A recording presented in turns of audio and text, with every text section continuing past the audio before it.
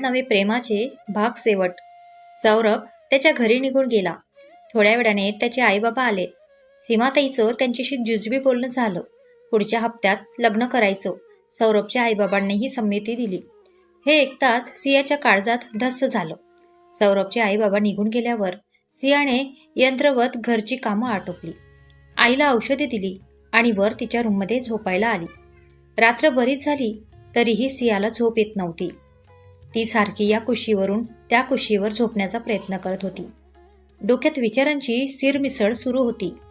ती बेडवरून उठली, पाणी पिलं आणि खिडकीजवळ जाऊन उभी राहिली. वाऱ्याची थंडगार झुळूक तिला स्पर्श करून जात होती. तिने सहज समोर बघितलं तर सौरभही जागाच होता. समोरच्या त्याच्या बिल्डिंगच्या गच्चीवर उभा होता. त्याला बघताच सिया पटकन मागे सरकली. घाईघाईत खिडकीचा पडदा ओढला आणि बेडवर जाऊन बसली. हे सगळं काय घडतंय माझ्या लाईफमध्ये? माझं आणि सौरभचं लग्न? विचार केला तरी अंगावर काटा उभा राहतो माझ्या.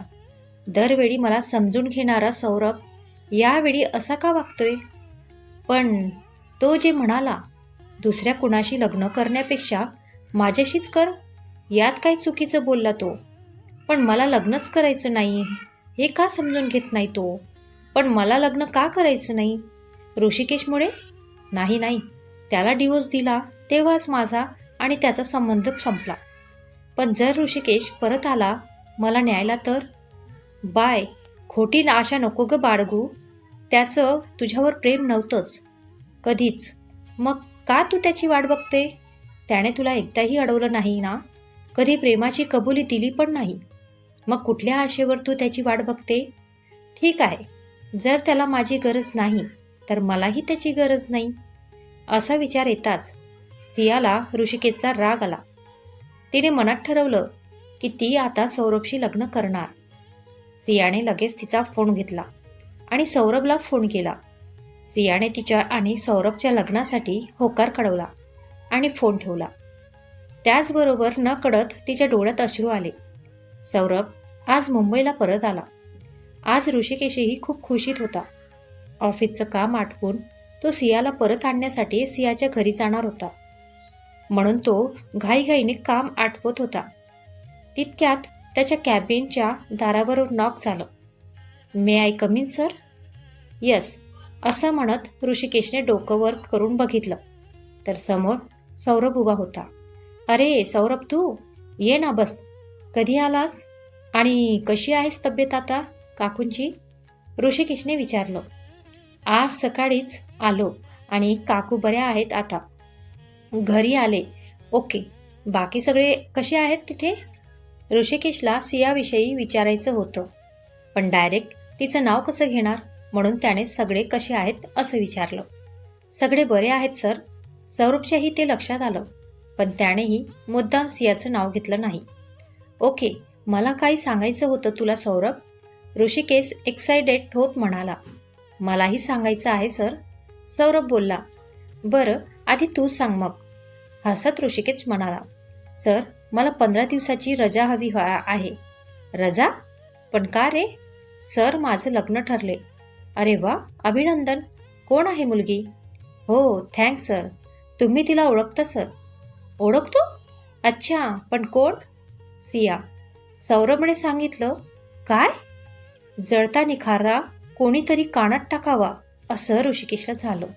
हो सर, माझं आणि सियाचं लग्न ठरलंय. पुढच्या हप्त्यात आहे. ऋषिकेशला काहीच सुचेनासे झालं.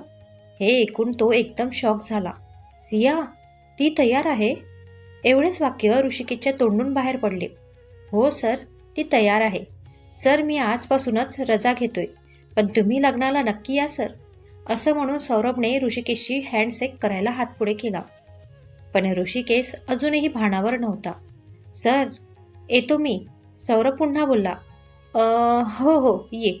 ऋषिकेशने हँडशेक केलं. सौरभ कॅबिनमधून बाहेर पडला.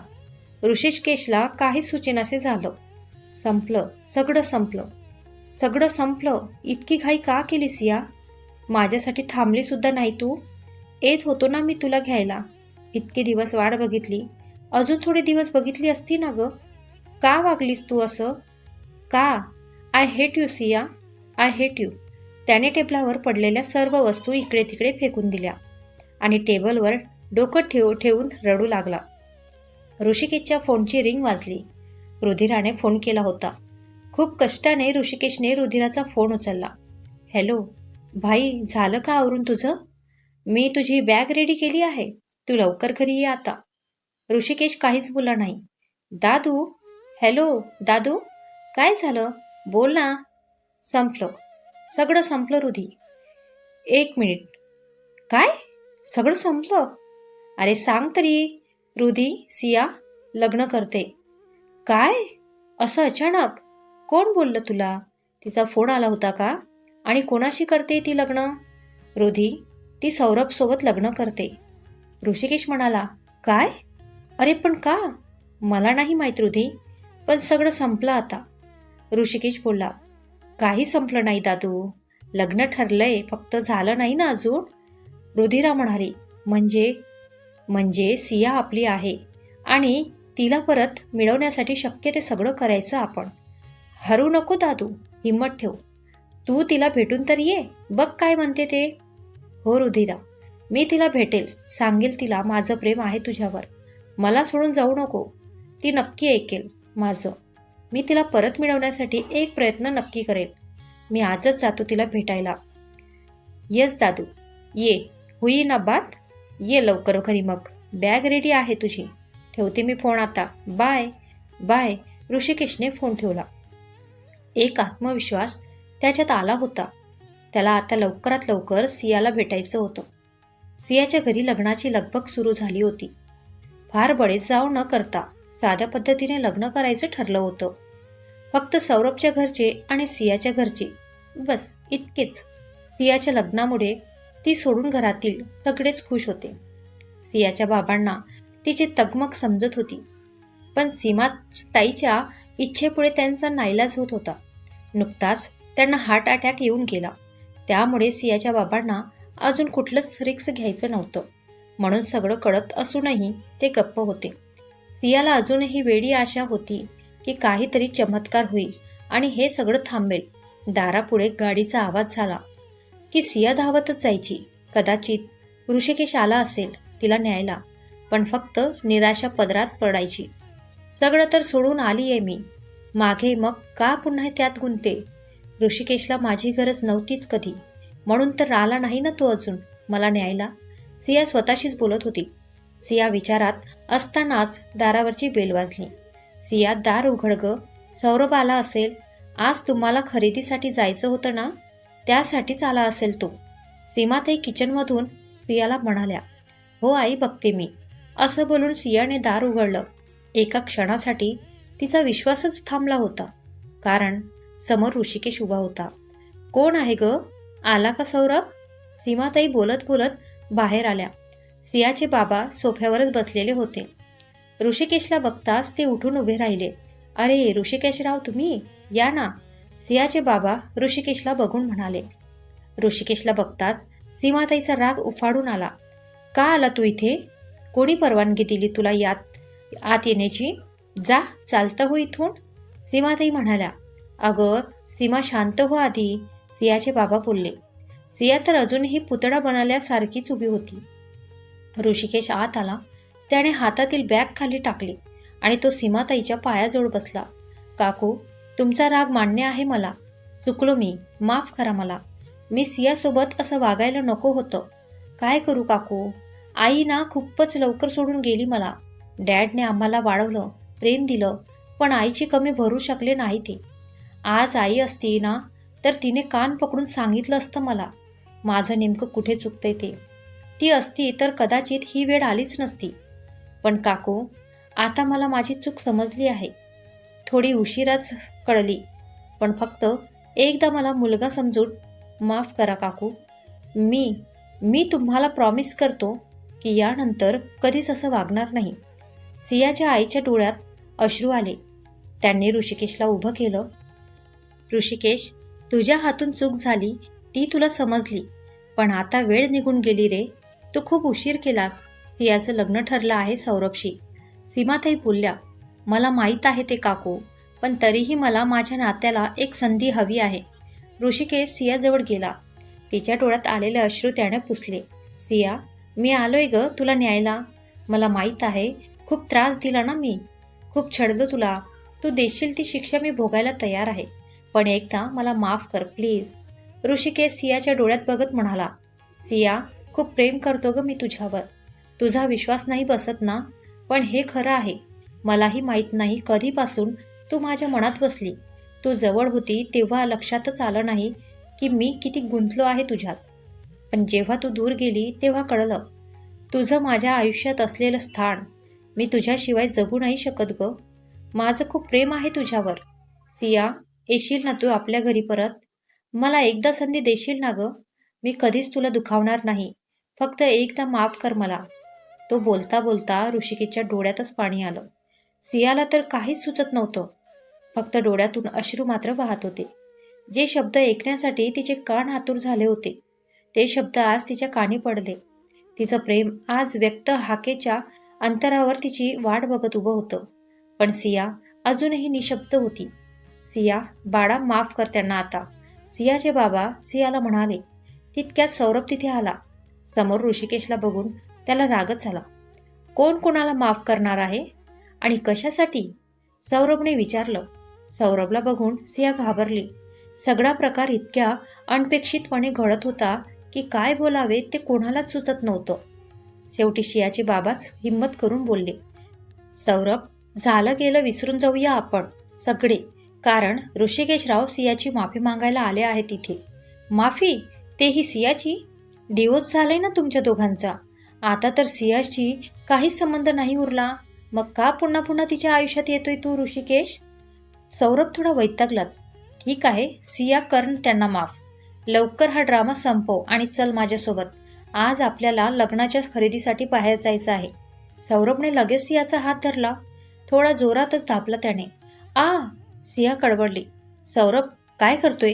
हात सोड तिचा. ऋषिकेश म्हणाला. एक मिनिट, तू इथे माझा बॉस नाही. मी तुझं सगळं ऐकायला. आणि सिया माझी होणारी बायको आहे. मी तिच्याशी कसं वागायचं हे मी ठरवेल, तू नाही. सौरभ रागातच ऋषिकेशशी बोलला. सौरभ, हात सोड तिचा. ऋषिकेशही चिडला. सियाला तर काहीच कळत नव्हतं. एकीकडे ऋषिकेश तर दुसरीकडे सौरभ. सियाच्या मनात गोंधळ सुरू होता नुसता. अशातच सौरभने जबरदस्तीच तिचा हात ओढला आणि तिला दरवाजापर्यंत आणलं. तिला बाहेर नेत होताच तो सियाने जोरात त्याच्या हाताला हिसका मारला आणि तिचा हात सोडवला. सिया, नाटक नाही करायचं आता. मी काहीच ऐकून घेणार नाही. गुपचूप चल माझ्यासोबत. लग्न ठरलंय आपलं आणि आता तू माझी आहेस, फक्त माझी. सौरभ अधिकच संतापला. सौरभ, प्लीज. अरे नको ना असं वागू. मला नाही यायचं तुझ्यासोबत कुठेच. हिम्मत करून सिया बोलली. सिया असं बोलताच सगळे तिच्याकडे बघायला लागले. सांगितलं होतं ना तुला, विचार करून उत्तर दे. मला घाई नाही. तेव्हा पूर्ण विचार करून तू तयार झाली होती ना लग्नासाठी. मग आता काय झालं तुला? मी तुला सोडू शकत नाही सिया. तुला माझ्याशी लग्न करावंच लागणार. सौरभ सूर वाढवत बोलला. सौरभ, अरे माझं सियावर खूप प्रेम आहे. मी नाही जगू शकत तिच्याशिवाय आणि मी तिला परत घेऊन जाण्यासाठी इथे आलो आहे. प्लीज समजून घे. ऋषिकेशही कडबडीने बोलला. प्रेम आणि तुझं, तेही सियावर. डिवोर्स झाल्यावर लक्षात आलं का तुझं प्रेम? का आणि काही फायदा करून घ्यायचा राहिला आहे का तुझा, जो सिया पूर्ण करणार? सौरभ रागातच बोलत होता. सौरभ, घे बोलून. मी चुकलो आहे तर शिक्षा भोगेल मी. पण खरंच सिया दूर गेल्यावरच कळलं मला तिचं प्रेम. हे अगदी खरं सांगतो आहे मी सौरभ. प्लीज मला माझं प्रेम परत दे. ऋषिकेश सौरभशी बोलला. अरे पण तिला यायचं आहे का परत तुझ्याकडे, हे तरी बघ. मला माहीत आहे सियाला माझ्याशी लग्न करायचं आहे, तुझ्याशी नाही, सौरभ म्हणाला. ऋषिकेश लगेच सियाकडे बघायला लागला. सौरभ, मला हे लग्न नाही करायचं. मी तुझा विचार नाही करू शकत. सिया रडावेली होऊन बोलत होती. पण का? सौरभने विचारलं. कारण माझंही ऋषिकेशवर प्रेम आहे. त्याच्या सोडून मी कोणाचाच विचार करू शकत नाही. सिया भावनेच्या भारात बोलून गेली. हे ऐकताच शांतता पसरली घरात. ऋषिकेशने सियाकडे बघितलं. दोघांच्याही डोळ्यात आनंदाश्रू होते. कितीतरी दिवसांची अतृप्त इच्छा आज पूर्ण झाली. जे शब्द ऐकायला दोघांचीही मन व्याकुळ होती ते शब्द दोघांच्याही ओठी आले होते आज. हेच तर ऐकायचं होतं ना मला सिया. पण किती वेळ लावलास तू हे बोलायला? सौरभ असं बोलताच सगळे त्याच्याकडे आवाक होऊन बघत होते. सियाला तर कळतच नव्हतं काय घडत आहे समोर. असं काय बघताय सगळे? सियाशी मला कधीच लग्न करायचं नव्हतं. हा फक्त एक ड्रामा होता, अजून काहीच नाही. कारण सिया, तुझं ऋषिकेशवर प्रेम आहे हे तर मी कधीच ओळखलं होतं. आणि ऋषिकेशही तुझ्यावर प्रेम करतो हेही मला जाणवलं होतं. जेव्हा तुझा ॲक्सिडेंट झाला होता तेव्हा तुझ्यासाठी त्याच्या डोळ्यात पाणी होतं. तू दूर जाऊ नये म्हणून त्याच्या जीवाची झालेली तगमग मी बघितली होती. पण तुमच्यात एक गोष्ट होती ज्यामुळे प्रेम समोर असूनही तुम्हाला ते दिसत नव्हतं. ती गोष्ट म्हणजे इगो. सियाला वाटत होतं जर ऋषिकेशला माझ्या प्रेमाची गरज नाही तर मलाही त्याची नाही. आणि ऋषिकेशला वाटत होतं की सियाने डिवोर्सला विरोध करायला हवा. जर ती विरोध करत नाही तर मीही डिवोर्स देणार. आणि दोघांच्याही या खोट्या इगोमुळे दोघांचीही प्रेमाची गाडी काही पुढे सरकत नव्हती. सियाला वाटत होतं ऋषिकेशने पुढाकार घेऊन प्रेम व्यक्त करावं आणि ऋषिकेशला तिचं अपेक्षा सियाकडूनच होती. पण तुमच्या इगोमुळे तुम्ही दोघेही पुढाकार घ्यायला तयार नव्हतेच. अशा वेळी गरज होती तुम्हाला तुमच्या प्रेमाची जाणीव करून देण्याची. गरज होती फक्त एका स्ट्रोकची, जो मी दिला लग्नाची गुगली टाकून. मी सियाशी लग्न करणार हे समजताच ऋषिकेश कासावीस झाला. सिया कायमची सोडून जाईल या विचारानेच तो हतबल झाला आणि इथे येऊन पोचला. सियाची परिस्थिती ही काही वेगळी नव्हती. मी खरंच जबरदस्तीने लग्न करेल या भावनेने ती व्याकुळ झाली आणि शेवटी मनातलं बोललीच. बोलत बोलत सौरभ दोघांजवळ आला. अरे वेड्यांनो, प्रेमात इगो वगैरे काही नसतो रे. महत्त्व असतो ते फक्त प्रेमाला. कारण प्रेम फक्त प्रेम असतं रे. सौरभचं बोलणं सुरू होतं. पण सियाच्या डोळ्यात अश्रूच्या धारा वाहत होत्या. सौरभ सियाजवळ आला. ए वेडाबाई, का रडतेस आता? अगं मी लग्नाचं फक्त नाटक करत होतो. खरंच लग्न नव्हतं करणार ग मी. आणि असंही अशी रडकी मुलगी माझी चॉईस असूच शकत नाही. सौरभ हसत सियाला म्हणाला. सौरभ, थँक्स, तू म्हणजे तूच आहेस. पण खूप ग्रेट आहे. थँक्स रे. असं म्हणून सियाने सौरभला मिठी मारली. नुसतं थँक्स नाही म्हणायचं हां, पार्टी हवी तुमच्याकडून. सौरभ सियाला म्हणाला. चल दिली पार्टी. तुम भी क्या याद रखोगे. डोळे पुसत सिया म्हटली. पण तुला कसं कळलं रे सौरभ माझं ऋषिकेशवर प्रेम आहे? मी तर कोणालाच नाही बोलली हे कधी. सियाने सौरभला विचारलं. तुला तुझ्यापेक्षाही जास्त चांगलं मी ओळखतो.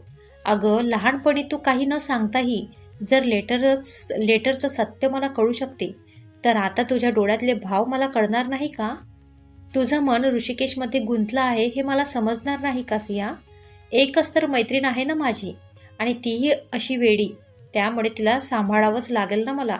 सिया आणि सौरभ दोघेही एकमेकांकडे बघून हसतात. सौरभ सियाचा हात ऋषिकेशच्या हातात देतो आणि तो सीमाताईकडे येतो.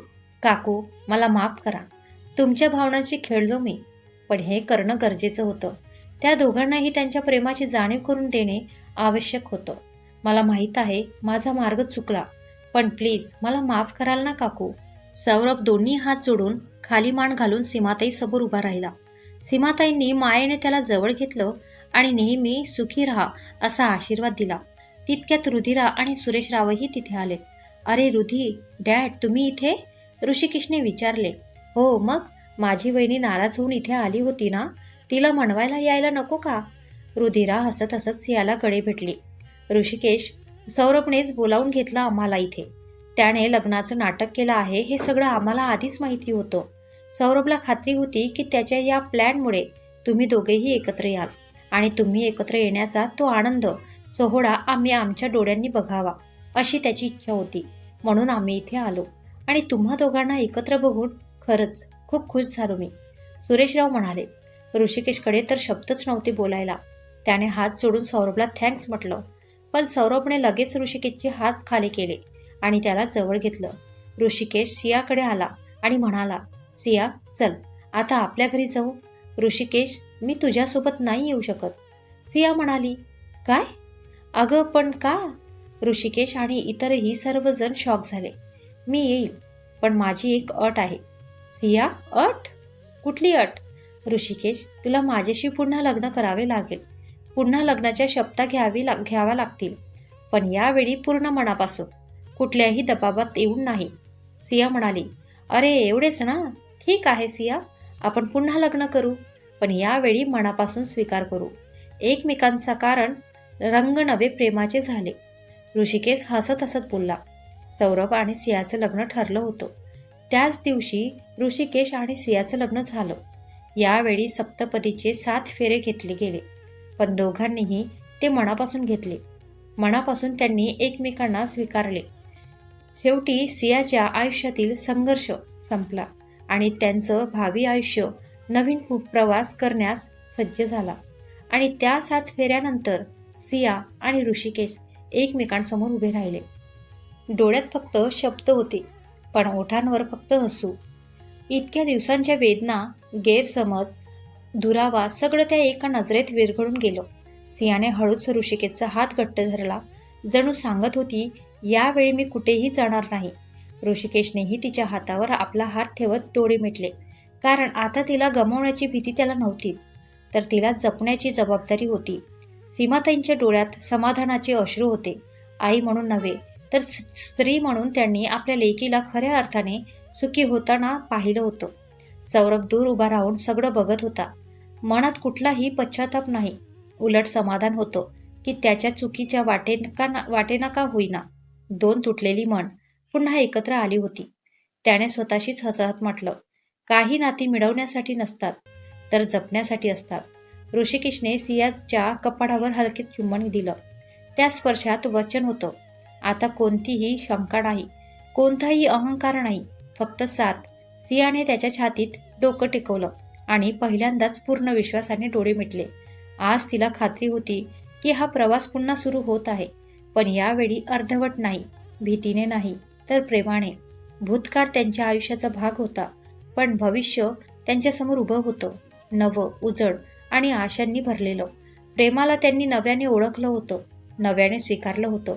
तुटलेली नाती जोडली गेली होती आणि वेदनांनी रंगलेलं आयुष्य आता हळूहळू आनंदाच्या छटांनी भरत होतं. कारण शेवटी त्यांना कळलं होतं, प्रेम कधीच हरवत नाही, ते फक्त वेळोवेळी नव्या रंगात उमटतं. आणि म्हणूनच त्यांच्या आयुष्यात रंग नवे प्रेमाचे झाले. रंग नवे प्रेमाचे ही कथा तुम्हाला कशी वाटली ते नक्की कळवा. सिया ऋषिकेशच्या या प्रवासात जर तुम्हाला प्रेम, वेदना आणि आशा सापडली असेल, तर तुमचा प्रेमाचा रंगही या कथेत मिसळलेला आहे. पुन्हा भेटू अशाच नव्या भावना, नव्या संघर्ष आणि नव्या प्रेमकथेसोबत. ही कथा आवडली असेल तर लाईक करा. अशाच नव्या आणि भावनिक कथांसाठी चॅनल सबस्क्राईब करायला विसरू नका. तुमचा एक लाईक आणि एक सबस्क्राईब आम्हाला पुढची कथा लिहिण्यासाठी प्रेरणा देतो.